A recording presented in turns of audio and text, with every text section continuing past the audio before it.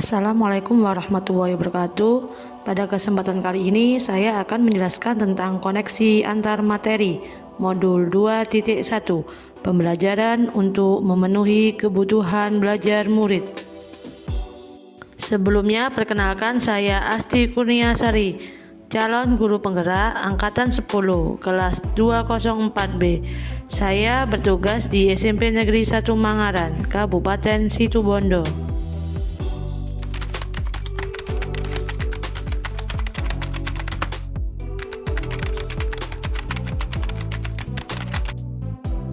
Apa itu pembelajaran diferensiasi? Pembelajaran diferensiasi adalah suatu proses yang komprehensif dan fleksibel, mencakup perencanaan, persiapan, dan penyampaian pengajaran untuk mengakomodasi keberagaman kebutuhan belajar murid di dalam kelas.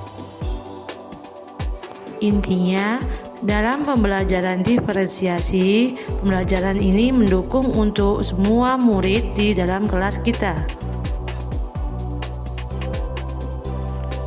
Pembelajaran diferensiasi dapat dilakukan di kelas jika yang pertama, kurikulum memiliki tujuan pembelajaran yang didefinisikan secara jelas.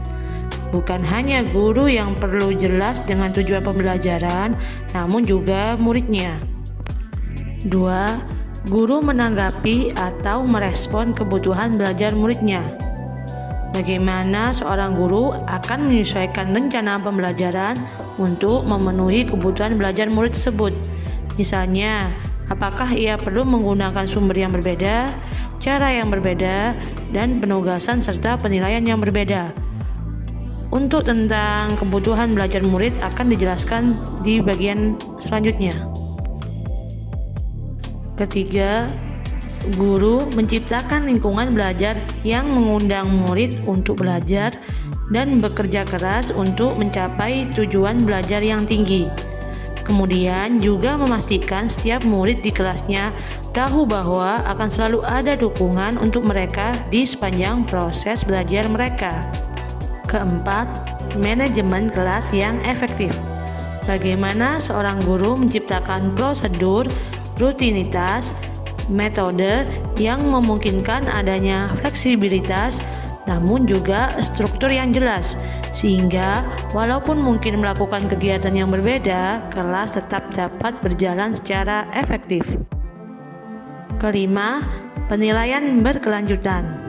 Bagaimana seorang guru tersebut menggunakan informasi yang didapatkan dari proses penilaian formatif yang telah dilakukan untuk dapat menentukan murid mana yang masih ketinggalan atau sebaliknya, murid mana yang sudah lebih dulu mencapai tujuan belajar yang ditetapkan. Aspek kebutuhan belajar murid terdiri atas 3. Yang pertama, kesiapan belajar. Kedua, minat, dan yang ketiga, profil belajar. Untuk mengetahui kesiapan belajar murid, seorang guru harus menilai pengetahuan awal dan menentukan apa yang telah murid ketahui dan di mana murid itu berada. Minat murid. Ada beberapa cara yang dapat dilakukan oleh guru untuk menarik minat murid. Di antaranya adalah dengan yang pertama, menciptakan situasi pembelajaran yang menarik perhatian murid, misalnya dengan humor, menciptakan kejutan-kejutan, dan lain sebagainya. Kedua, menciptakan konteks pembelajaran yang dikaitkan dengan minat individu murid. Ketiga, mengkomunikasikan nilai manfaat dari apa yang dipelajari oleh murid. Keempat, menciptakan kesempatan-kesempatan belajar di mana murid dapat memecahkan persoalannya sendiri atau problem based learning. Profil belajar murid. Profil belajar murid terkait dengan banyak faktor. Berikut ini adalah beberapa di antaranya. Yang pertama, preferensi terhadap lingkungan belajar. Misalnya terkait dengan suhu ruangan, tingkat kebisingan, jumlah cahaya, apakah lingkungan belajarnya terstruktur atau tidak terstruktur, dan lain sebagainya. Contohnya, mungkin ada anak yang tidak dapat belajar di ruangan yang terlalu dingin, terlalu bising, terlalu terang, dan lain sebagainya. 2. Pengaruh budaya. Pengaruh budaya yang santai atau terstruktur, pendiam atau ekspresif, personal atau impersonal. Yang ketiga, preferensi gaya belajar. Gaya belajar itu sendiri adalah bagaimana murid memilih, memperoleh, memproses, dan mengingat informasi yang baru.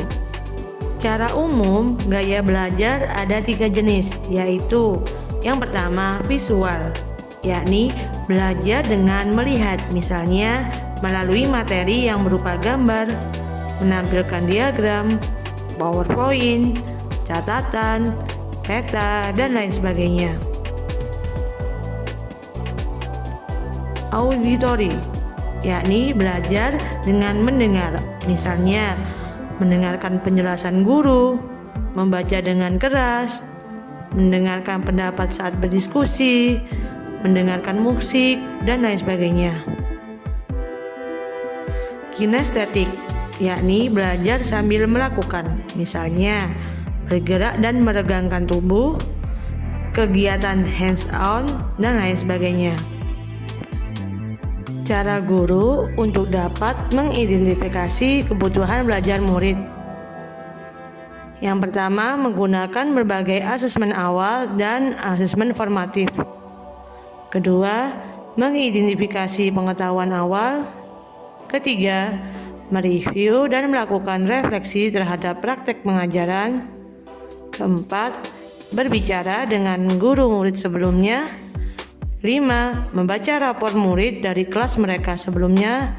Dan keenam, mengamati perilaku murid-murid.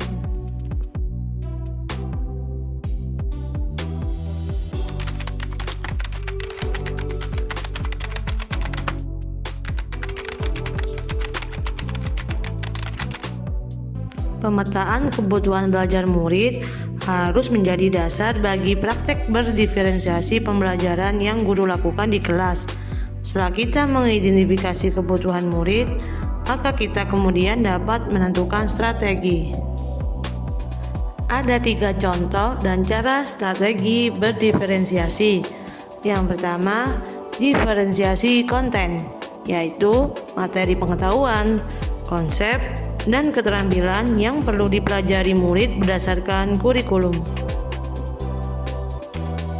Kedua, diferensiasi proses, merujuk pada strategi membedakan proses yang harus dijalani oleh murid yang dapat memungkinkan mereka untuk berlatih dan memahami isi materi. Ketiga, diferensiasi produk, yaitu merujuk pada strategi memodifikasi produk hasil belajar murid, hasil latihan, penerapan, dan pengembangan apa yang telah dipelajari. Guru dapat melakukan salah satu atau kombinasi di antara ketiga strategi tersebut. Yang pasti, pertimbangan utamanya haruslah tentang sejauh mana diferensiasi yang kita pilih tersebut dapat memenuhi kebutuhan belajar murid dalam mencapai tujuan pembelajaran yang telah ditentukan dan hasil belajar yang optimal, bukan sekedar memenuhi checklist penerapan semuanya.